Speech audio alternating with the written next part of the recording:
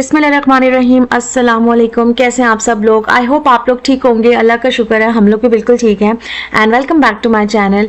तो इस टाइम मैं किचन में आ गई थी। एक्चुअली मुझे 2 ऑर्डर्स जो हैं वो प्रिपेयर करने थे और मैं सुबह सुबह बच्चों को स्कूल ड्रॉप करने के बाद नाश्ता किया मैंने और बस मैं आ गई थी किचन में और मेरे रूटीन के जो यूजुअल काम होते हैं वो स्टार्ट हो जाते हैं।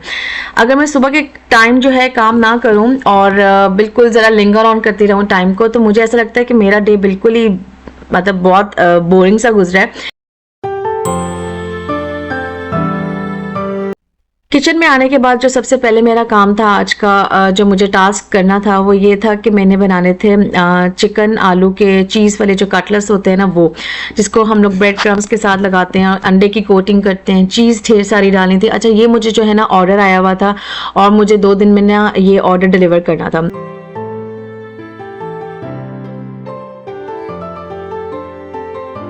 तो जब मुझे कोई ऑर्डर आया होता है तो मैं इस तरह से लाइक अपने टाइम को स्केड्यूल करती हूँ कि एटलीस्ट मैं 2 दिन पहले जो है ना प्रिपरेशन स्टार्ट कर देती हूँ। अगर मुझे लाइक सपोज कोई कढ़ाई वगैरह का ऑर्डर आया है, चिकन कढ़ाई या मटन बिरयानी का, तो मैं उसका जो मसाला है जिस तरह से जो अनियंस वगैरह होते हैं उसको फ्राई करना, या फिर मसाले को अच्छी तरीके से भून के रखना, या फिर चिकन को जो है ना डीप फ्रोज करके उसको अच्छे तरीके से साफ़ करना, छोटे छोटे जो है ना काम मैं बिफोर हैंड ही कर लेती हूँ। और अगर कुछ कॉस्ट्स वगैरह करनी है तो वो भी मैं उसकी एक प्रॉपर लिस्ट बना लेती हूँ, ताकि ये कि मुझे एक्चुअल जिस दिन मैंने डिलीवर करना है ना ऑर्डर, मुझे उस दिन कोई हैसल ना करनी पड़े। और अगर फ्रोज़न अगर मुझे किसी आइटम्स का जो है ऑर्डर मिला है, जिस तरह के कबाब्स हो गए, शामी कबाब, कटलेट्स हो गए, या फिर ये कि आपको बिहारी कबाब हो गए, या कोई और फ्रोज़न आइटम्स जिस तरह दही फुल्कियाँ वगैरह जिसको आप फ्रीज़ कर लेते हो, तो उसको जो है ना एक दिन पहले जो है ना मैं प्रिपेयर कर लेती हूँ। इस तरह से मैं अपने टाइम को भी इजीली मैनेज कर लेती हूँ। घर भी मेरा बिल्कुल नेग्लेक्ट नहीं होता, बच्चे भी जो है ना उनको भी प्रॉपर टाइम में दे सकती हूँ। और एक ही बंदे ने सारा काम करना होता तो मुझे बर्डनाइज भी अपने आप को नहीं करना होता। जिस दिन मुझे ऑर्डर बनाना होता है उस दिन मैं 1-2 दिन पहले जो है ना अपने जो रेगुलर घर के काम होते हैं, जैसे कोई कपड़े वगैरह इस्त्री करने हैं, या फिर लॉन्ड्री करनी है, या फिर मुझे कोई अगर डिश प्रिपेयर करनी है, बच्चों के कोई काम होते हैं, या अपना कोई पर्सनल काम मुझे होता है, मैं वो करके रखती हूँ, ताकि जिस दिन मैंने ऑर्डर डिलीवर करना है उस दिन, क्योंकि मेरा पूरा दिन ऑक्यूपाई होता है, मैं किचन में ही सारा दिन खड़ी रहती हूँ और फूड प्रिपरेशन कर रही होती हूँ, तो मुझे होता है कि मैं उस दिन जो है ना बिल्कुल मेंटल लाइक रिलैक्सड होके जो है ना मेंटली अपने आप को रिलैक्स करूँ और अच्छे मूड के साथ, अच्छी एनर्जी के साथ जो है ना अपना ऑर्डर प्रिपेयर करूं। क्योंकि आई बिलीव ये बहुत बड़ी रिस्पॉन्सिबिलिटी होती है। यहाँ पे कुछ ही लोग हैं जो ये वाला काम कर रहे हैं, बट ये कि आपको जब अपना बेस्ट देना होता है और फिर आपको अपनी वैल्यू करना होता है अपने फूड की क्वालिटी को प्लस क्वांटिटी को, तो फिर आपको अपना मैक्सिमम एफर्ट पुट इन करनी ही होती है।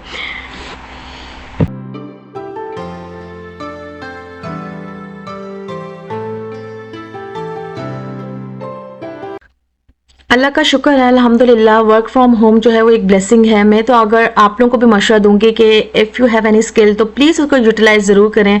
कभी भी अपने आप को जो है ना अपनी स्किल्स को अंडर एस्टिमेट ना करें। आपको जो भी स्किल्स आती हैं, आप जिस चीज़ के अंदर फील करते हैं कि वो आप कॉन्फिडेंट हैं और आप उस चीज़ को अच्छे तरीके से परसू कर सकते हैं, और आपके पास वो सारी ग्रिप है, मैन पावर है, आपके पास अच्छी इमेजिनेशन, थिंकिंग लाइक कैपेसिटी है, तो आई थिंक आपको वो चीज़ ज़रूर करनी चाहिए। बहुत से लोगों के पास बहुत ज़्यादा स्किल्स होती हैं, कुछ लोग मल्टीटास्कर होते हैं, कुछ लोग बहुत अच्छे तरीके से किसी भी चीज़ को मैनेजमेंट जिनकी स्किल्स बहुत अच्छी होती हैं। तो सबसे पहले तो you just need to recognise your skills, तो बस उसके ऊपर काम करना स्टार्ट करें एंड आई थिंक आप लोग बहुत कुछ कर सकते हैं। और अपनी स्किल्स को तो बिल्कुल आपको अंडर एस्टिमेट नहीं करना।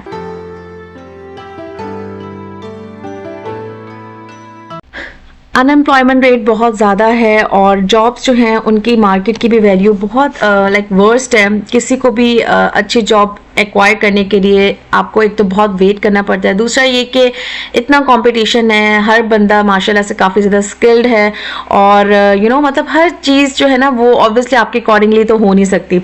तो कोशिश करें कि जो अगर आपके स्किल्स हैं उस पर थोड़ा सा काम करने की कोशिश करें। एक तो ये कि आप अपने ऑनर, अपने बॉस खुद ही होते हैं, आप अपनी मर्जी से काम करते हैं, और एक दफ़ा आप अपनी टारगेट नीश को जो है वो फाइंड आउट कर लें और उस पर काम करना स्टार्ट कर लें, तो आई थिंक आप लोग बहुत कुछ कर सकते हैं। कोशिश करें कि अपने बच्चों को बेसिक लाइफ स्किल्स जो हैं वो ज़रूर सिखाएं, क्योंकि दिस इज़ वेरी इंपॉर्टेंट। हम लोग उनको डिग्रीज वगैरह की तरफ तो बहुत ज़्यादा करते हैं कि नहीं बच्चों को डिग्री लेनी चाहिए, इस फील्ड में जाना चाहिए, ये करना चाहिए। आई थिंक वो भी बहुत अच्छी चीज़ है, पर अगर उनको बेसिक लाइफ स्किल्स हम लोग सिखा दें, जैसा कि लाइक ड्राइविंग सिखा दें, स्विमिंग सिखा दें, या फिर उनको स्टिचिंग से रिलेटेड कुछ सिखा दें, या इवन ये कि लिटरली आई थिंक बहुत से लोग इस बात से शायद एग्री ना करें, बट मेरे नज़दीक ये कोई छोटा बड़ा काम नहीं है। जैसा कि अगर आप लोग मैकेनिक्स जो है ना उससे रिलेटेड किसी भी आप वर्कशॉप में जाएं और बच्चों को सिखाने की कोशिश करें कि गाड़ी कैसे ठीक करते हैं या बाइक कैसे ठीक करते हैं, या फिर इलेक्ट्रॉनिक्स का कोई काम उनको सिखाने के लिए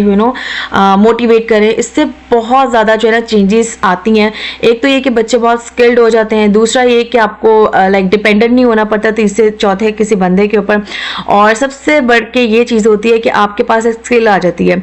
अपने बच्चों को जितना आप लोगों ने इक्विप करना है स्किल्स से, मेरा ख्याल है वो उतना ही ज़रूरी है। बहुत से लोग इस बात से डिसएग्री भी करेंगे, बट आई थिंक जो पॉजिटिव माइंड सेटअप वाले लोग हैं ना वो इस बात से एग्री करेंगे कि लाइफ स्किल्स जो होना बेसिक वो बहुत ज़्यादा इंपॉर्टेंट है।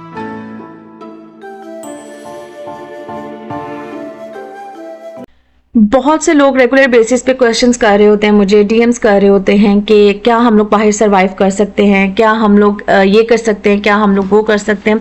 देखें, जितना आप अपने आप को बेड ऑफ रोजेस के ऊपर समझेंगे ना कि life is a bed of roses, इस तरह से तो कुछ भी नहीं होता।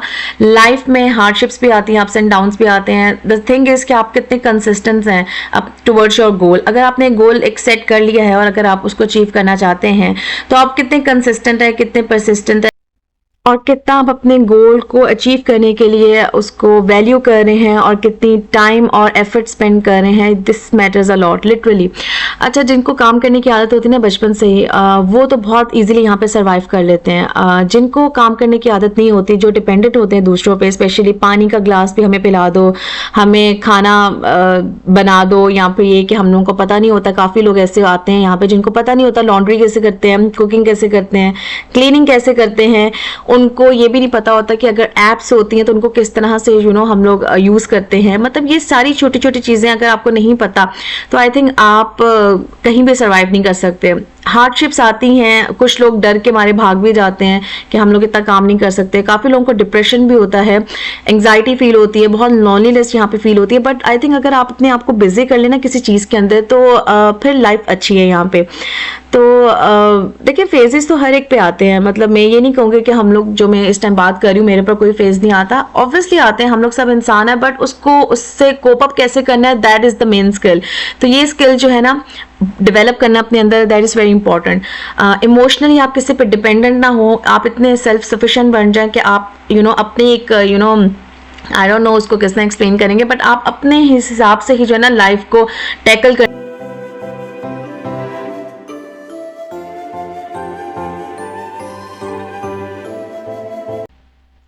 थोड़ा सा अल्लाह ताला से अपना कनेक्शन जो है वो स्ट्रॉन्ग बनाएं, टाइम ज़रूर निकालें थोड़ा सा अपने लिए भी, और हर वो काम करें एक कैपेसिटी के अंदर, एक सर्कल के अंदर रह के, जिससे आपको खुशी मिले, आपको थोड़ी सी सेटिस्फेक्शन मिले। क्योंकि एट द एंड ये लाइफ आपकी है, और अगर आपने अपनी लाइफ अपने टर्म्स के अकॉर्डिंगली नहीं गुजारी तो आई थिंक कोई फ़ायदा नहीं है, अगर आपने दूसरों को ही जो है ना खुशी की है।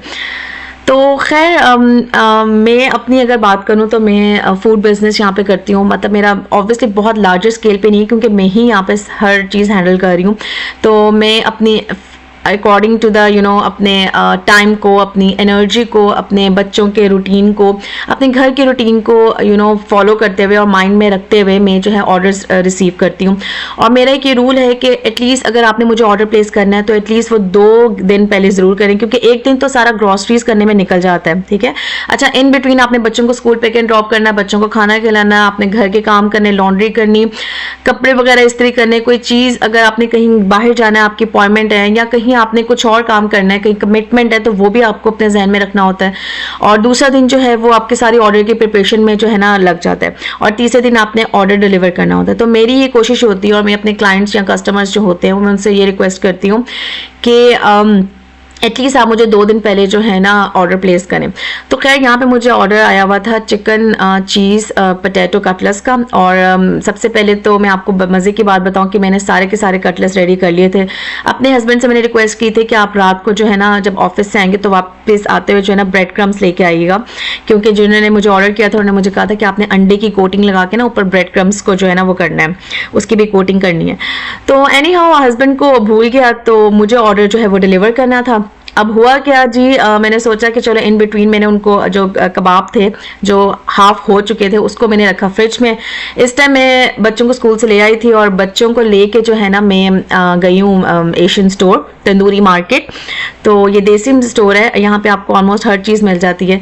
खैर यहाँ से मैंने लिए हैं ब्रेड क्रम्स और पहले मैंने सोचा एक ले लेती हूँ, लेकिन उन्होंने जो कबाब जो ऑर्डर किए वो तो ऑलमोस्ट 50 प्लस थे। फिर मैंने सोचा कि नहीं कम पड़ गए तो फिर दोबारा से 2 बसेस बदल के आना पड़ेगा, तो मैं ना 2 ही ले लेती हूँ। फिर मैंने ये 2 ब्रेड क्रम्स जो है ना उठाए। अच्छा यहाँ पे उनको लैंग्वेज भी समझ नहीं आ रही थी, मैं उनको बोल रही थी कि मुझे ब्रेड क्रम्स चाहिए, उनको बिल्कुल समझ नहीं आ रही थी कि क्या है। फिर मैंने उनको पिक्चर गूगल से करके दिखाई कि मुझे ये चीज़ चाहिए, तो खैर शुक्र अल्हम्दुलिल्लाह मिल गए। और मैं लिटरली दुआएं मांग रही थी कि अल्लाह मियां जी प्लीज़ यहाँ से मिल जाए, वरना मुझे फिर दोबारा से बस पकड़ के ना कहीं और से लेना पड़ेगा।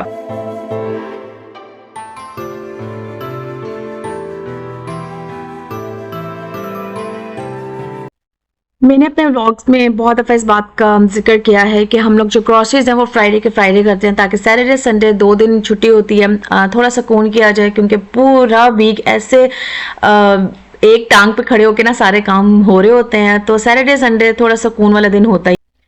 इनफैक्ट सैटरडे होता है सुकून वाला दिन, बट संडे जो होता है वो फिर आपको मंडे के लिए नेक्स्ट वीक के लिए प्रिपरेशंस करनी पड़ती हैं। बच्चों के स्कूल के कपड़े इस्त्री किए, हस्बैंड के किए, अपने थोड़े बहुत कपड़े देखे, कपड़े कुछ तय करके रखने होते हैं कबर्ड में, असेंबल करने होते हैं सारी चीज़ों को, वो सारा किया। फिर ये कि अगर वॉशरूम वगैरह जो है वो हम लोग साफ़ करते हैं, डीप क्लीनिंग करते हैं, सोफ़ाज़ की, सोफ़े के पीछे की जो भी अगर बच्चों ने अगर कुछ गिराया हो, कारपेट्स को डीप क्लीन करते हैं, विंडोज़ को, डोर्स को, वॉल्स को वो साफ़ करते हैं। तो संडे का भी दिन बहुत ज़्यादा हैपनिंग होता है और क्वाइट बिजी गुजरता है, और थक भी आप बहुत ज़्यादा जाते हो ऑफ कोर्स, क्योंकि फिर हम लोग यही करते हैं कि हम लोगों ने जो है ना डिवाइड किए होते हैं अपने काम के, एक दिन ये करना है, दूसरे दिन वो करना है, तीसरे दिन ये करना है, मतलब लाइक इस तरह से। और फिर कुछ टाइम के लिए आपको अपने कामों को आगे पीछे भी करना पड़ता है, क्योंकि ऑफ कोर्स आपके बच्चों के भी चीज़ें होती हैं, उनके भी मूड स्विंग्स को, उनकी भी हर लाइक्स डिसलाइक्स को आपको माइंड में रखना चाहिए। तो खैर ब्रेड क्रम्स उन्होंने मुझे जो ऑर्डर किया था, उन्होंने मुझे संडे को ऑर्डर किया था, और संडे को मोस्टली यहाँ पे शॉप्स जो हैं बंद होती हैं। अगर वो मुझे फ्राइडे से पहले ऑर्डर करती हैं तो मैं फ्राइडे को ऑब्वियसली ये ब्रेड क्रम्स और सब कुछ जो है ना वो ले आती। तो नॉर्मल रूटीन में तो हमारे घर वीकली जो ग्रॉसरी करते हैं उसमें ये ब्रेड क्रम्स टाइप चीज़ें तो ऑब्वियसली नहीं आती हैं, और आलू भी जो आते हैं वो पूरे वीक के लिए आते हैं। मैं बहुत ज़्यादा बल्क में चीज़ें नहीं लेके आती हूँ, क्योंकि हर वीक हम लोगों ने जाना ही होता है, तो वहाँ से हम लोग फिर फ्रेश लेके आते हैं। तो खैर ये फिर इसलिए मुझे स्पेशल जो है ना एशियन स्टोर जाना पड़ा। इस टाइम मैं वापस आ गई थी, ब्रेड क्रम्स मैंने ले लिए थे, बच्चों को भी मैंने खाना शाना दे दिया था, उनका फेवरेट बर्गर्स बनाए थे उनके लिए शामी कबाब के। वो इस तरह के मौके पे लाइफ सेवर का काम करते हैं कि जब आपने कुछ खाना नहीं ना बनाया तो फिर बच्चे जो हैं उनको शामी कबाब या बर्गर या फ्राइज़ वगैरह दे दिए या नगेट्स बना के दे दिए, तो वो थोड़ा इंजॉय करते हैं। अच्छा ये यहाँ पे जो है मैंने आलू के सारे कटलेट्स जो है बना लिए थे। इसकी सिंपल सी रेसिपी है, पोटैटोज़ को और चिकन को मैंने बॉईल कर लिया था। जैसे ही थोड़ा सा बॉईल होते हैं दोनों, चिकन को और पोटैटो को जो है ना मैंने वो जो डो मेकिंग मेरी मशीन है उसके अंदर डाल दिया था, और उसको जो है मैंने अच्छे से जो है ना ब्लेंड कर लिया था। साथ ही साथ मैंने चीज़ डाली थी, मैंने यूज़ की थी चेडर चीज़, आप कोई भी चीज़ यूज़ कर सकते हैं, वो मैंने ऐड कर दी थी। इसके बाद जैसे ही इसको थोड़ी सी इसकी अच्छी सी ब्लेंडिंग होती है, और मैंने उसके अंदर सारी बेसिक स्पाइसेस जो हैं वो ऐड कर दी थी, जिसमें नमक है, कोरिएंडर पाउडर है, कुटी हुई लाल मिर्च है, ज़ीरा पाउडर है, टर्मेरिक पाउडर है, और रेड चिली पाउडर है, अजवाइन थी वो डाली थी मैंने, और इसके अलावा ये कि सूखा धनिया था साबुत वो डाला था, और थोड़ा सा चाट मसाला और थोड़ा सा अनारदाना मैंने डाला था। ये सारी चीज़ों को डाल के मैंने अच्छे तरीके से ना इसको अच्छे से मिक्सिंग की थी। ग्रीन अनियन जो था उसको मैंने थोड़ा सा कट करके डाला था, उन्होंने मुझे कहा था कि आपने प्याज नहीं डालने, तो ग्रीन अनियन डाला था, और थोड़ा सा मैंने धनिया डाल के इसको अच्छे से मिक्स किया था। और जो है ना अब यहाँ पे मैं इसके कबाब की, इसको कटलेट्स की फॉर्म में इसकी शेप दे के मैंने अंडे लिए थे तकरीबन 4 से 5 अदद, और मैं जो हूँ ना अच्छे से इसको डिप करूँगी अंडों के अंदर, और फिर दोबारा से मैं इसको डिप करूँगी, ये जो ब्रेड क्रम्स हैं इसकी कोटिंग लगाऊंगी।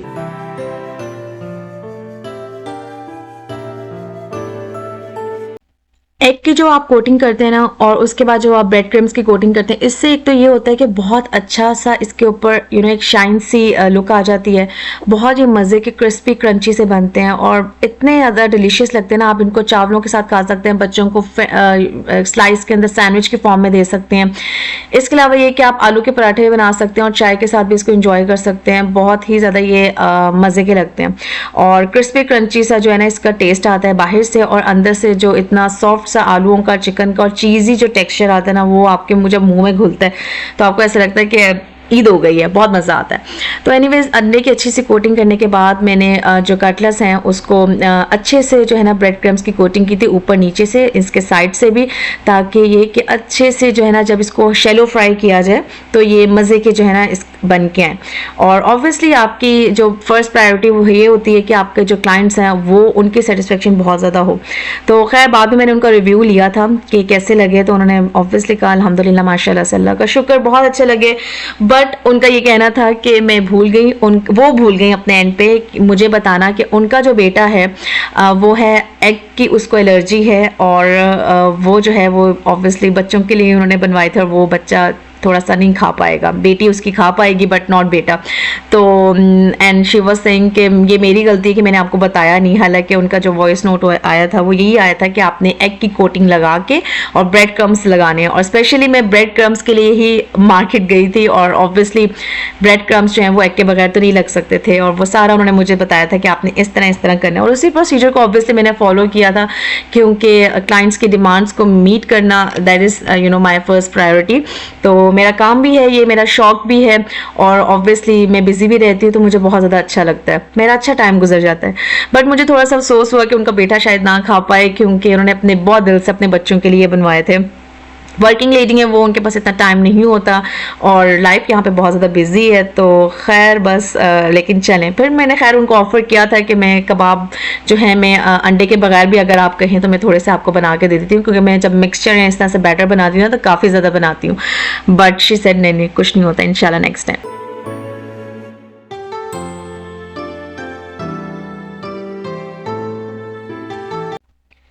ये है जी नेक्स्ट मॉर्निंग का क्लिप। हम लोगों ने ब्रेड बेक की थी और बस उसके हम लोग इस टाइम स्लाइसेस कर रहे थे, और होममेड ब्रेड का तो अपना ही मज़ा है। इंशाल्लाह नेक्स्ट अपकमिंग ब्लॉग्स में ये रेसिपी भी पाइपलाइन में है, जब इंशाल्लाह ताला मैंने रिकॉर्ड की तो मैं ज़रूर शेयर करूँगी। सेकेंडली ये कि मैं अपना इंस्टाग्राम हैंडल भी रन करती हूँ, मैं उसका जो लिंक है वो आपको डिस्क्रिप्शन में दे दूँगी, प्लीज़ काइंडली वहाँ पर जाएँ और मुझे फॉलो कर लें।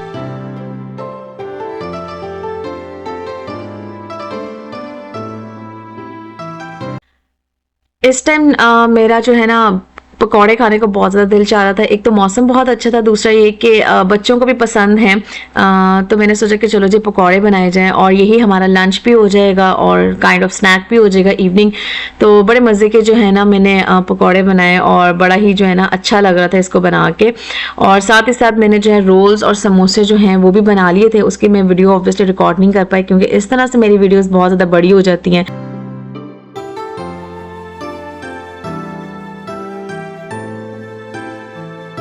मौसम ऐसे अच्छा होता है ना तो यहाँ तो दिल चाहता है कि आप सूप पियो गर्मा गर्म, और यहाँ पे ये कि गर्म गर्म पकौड़े समोसे या कुछ इस तरह से जो है ना कुछ गर्म चीज़ जो है ना आपको मिल जाए। तो चाय भी साथ साथ मैंने बनानी थी और मैंने सोचा कि चलो जी पकौड़े भी बनाए और इन्जॉय किए जाए। और थोड़े से मैं ज़्यादा बना रही हूँ, क्योंकि मेरी एक फ्रेंड भी आ रही थी जिन्होंने मुझसे ऑर्डर लेने आना था, और मैं सोच रही थी कि चलो उनको भी जो है ना थोड़े से पकौड़े और रोल और समोसे जो है ना दूँ एज अ कॉम्प्लीमेंट्री भी। और ऑब्वियसली हम सब एक दूसरे को जानते हैं, अच्छे टर्म्स हैं, तो मैंने कहा कि चलो थोड़ा सा उनको भी दूं, एक स्वीट जेस्टर भी हो जाएगा और अच्छा भी लगता है मुझे कि जब मेरे घर कोई आए तो वो कुछ ना कुछ खा पी के ज़रूर जाए। हमारी ऑब्वियसली ये ट्रेडिशंस हैं, हम लोग मुस्लिम्स हैं तो अच्छा लगता है किसी कोई घर आए आपको। मुझे पता था कि वो ऑफिस से आ रही होंगी और उन्होंने बैठना तो है नहीं, हालांकि मेरे माइंड में था कि मैं उनको चाय दूंगी, बट मुझे मेरे जहन में ये भी था कि वो शी विल बी बिजी, तो एटलीस्ट मेरे एंड पे जो है ना मैं उनको कोई पैक शैक करके कुछ ना कुछ खाने को ज़रूर दूँ।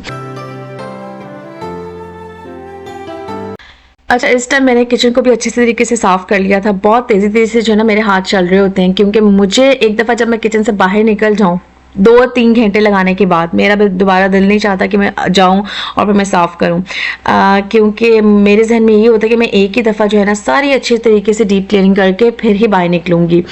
तो एंड देन क्योंकि आपके माइंड में ये होता है कि यार आपने सारे काम करने हैं, तो फिर सुस्ती किस चीज़ की दिखाई जाए। खैर यहाँ पे मैं बना रही हूँ बहुत ही मज़े की डिश, कोरियन चिकन बाइट्स हैं। ये बहुत मज़े के बने थे। इसकी भी डिटेल रेसिपी इंशाल्लाह मैं शेयर करूँगी, बट ये छोटे छोटे फ्यू क्लिप्स लिए थे। ये जो है मैंने पीनट्स को कट करके डाला था क्यूब्स में, और चिकन को अच्छे तरीके से फ्राई कर लिया था। इसमें ketchup, soya sauce, rooster sauce, chilli garlic sauce, hot sauce, vinegar, ये सारी चीज़ें गई थी और बड़े मज़े की डिश जो है ना रेडी हो गई थी। तो खैर ये कबाब भी मैंने बनाए थे क्योंकि इसका भी मुझे ऑर्डर आया हुआ था। 2 कबाब जो थे ना उनके मुझे ऑर्डर आए थे, एक शामी कबाब और दूसरा एक के मुझे बीफ के चपली कबाब जो थे उसका ऑर्डर आया हुआ था। और बस मैंने ये साथ साथ उसकी प्रिपरेशन भी कर ली थी। इसकी रेसिपी मैं बहुत दफ़ा अपने चैनल पे शेयर कर चुकी हूँ, इसलिए मैंने प्रॉपर रिकॉर्ड नहीं की, बट मैंने कहा कि चलो मैं आपको क्लिप दिखाऊँ। और अल्हम्दुलिल्लाह अल्लाह का शुक्र है।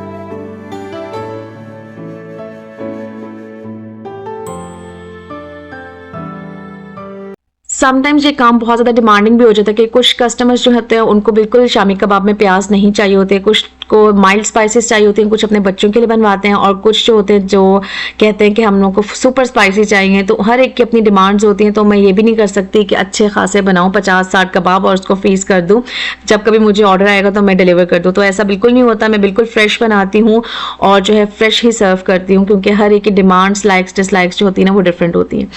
तो खैर यहाँ पे जी चपली कबाब की बनने की तैयारियां हो रही हैं, और मैंने सोचा कि बकरा ईद आ रही है, इंशाल्लाह आप लोगों से कुछ रेसिपीज़ जो हैं पाइपलाइन में हैं, मेरे लिस्ट में, टू डू लिस्ट में, वो इंशाल्लाह मैं शेयर करूंगी। और आप लोग अगर मेरे चैनल पे नए हैं, आप लोगों को कुछ भी अच्छा लगा इस वीडियो में, तो प्लीज़ एक लाइक ज़रूर कर दीजिएगा। मुझे आप लोग इंस्टाग्राम में ज़रूर फॉलो कीजिएगा, चैनल को भी सब्सक्राइब कर दीजिएगा, क्योंकि बहुत ज़्यादा मेहनत और दिल से ये सारी वीडियोज़ बनती हैं, और फिर ये काम और सारा चीज़ों को हैंडल करना इट्स रियली डिफ़िकल्ट, बट अल्हम्दुलिल्लाह शुक्र है अल्लाह का। अगर आप लोग मोटिवेट करते रहे तो मैं वीडियो ज़रूर बनाती रहूँगी। मुझसे किसी ने क्वेश्चन किया होता है कि यहाँ पे 1 बेडरूम और 2 बेडरूम्स का क्या हिसाब है। तो एरिया टू एरिया डिफर करता है। अगर आप सिटी में लेंगे तो उसके डिफरेंट चार्जेस हैं, और अगर आप सिटी से बाहर लेंगे तो उसके डिफरेंट चार्जेस हैं। ऑफ कोर्स 1 बेडरूम का अलग चार्ज होता है और 2 बेडरूम्स का अलग, और फिर एरिया टू एरिया भी डिफर करता है।